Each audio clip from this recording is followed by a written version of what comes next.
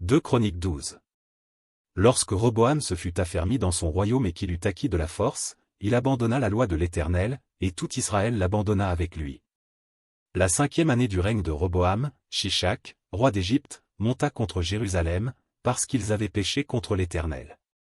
Il avait 1200 chars et 60 000 cavaliers, et il vint d'Égypte avec lui un peuple innombrable, des Libyens, des Sukiens et des Éthiopiens.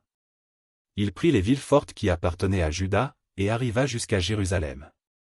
Alors Skemaéja, le prophète, se rendit auprès de Roboam et des chefs de Juda qui s'étaient retirés dans Jérusalem à l'approche de Shishak, et il leur dit, « Ainsi parle l'Éternel, vous m'avez abandonné, je vous abandonne aussi, et je vous livre entre les mains de Shishak. » Les chefs d'Israël et le roi s'humilièrent et dirent, « L'Éternel est juste. » Et quand l'Éternel vit qu'ils s'humiliaient, la parole de l'Éternel fut ainsi adressée à Skemaéja, « Ils se sont humiliés, je ne les détruirai pas, je ne tarderai pas à les secourir, et ma colère ne se répandra pas sur Jérusalem par Shishak, mais ils lui seront assujettis, et ils sauront ce que c'est que me servir ou servir les royaumes des autres pays. » Shishak, roi d'Égypte, monta contre Jérusalem.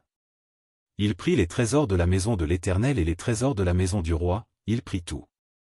Il prit les boucliers d'or que Salomon avait faits. Le roi Roboam fit à leur place des boucliers d'airain, et il les remit aux soins des chefs des coureurs, qui gardaient l'entrée de la maison du roi.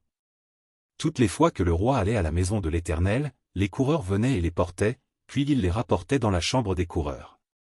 Comme Roboam s'était humilié, l'Éternel détourna de lui sa colère et ne le détruisit pas entièrement.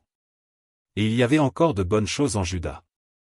Le roi Roboam s'affermit dans Jérusalem et régna. Il avait 41 ans lorsqu'il devint roi, et il régna 17 ans à Jérusalem, la ville que l'Éternel avait choisie sur toutes les tribus d'Israël pour y mettre son nom. Sa mère s'appelait Naama, l'Ammonite. Il fit le mal, parce qu'il n'appliqua pas son cœur à chercher l'Éternel.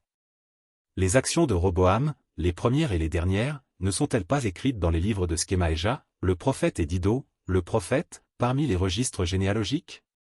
Il y eut toujours guerre entre Roboam et Jéroboam.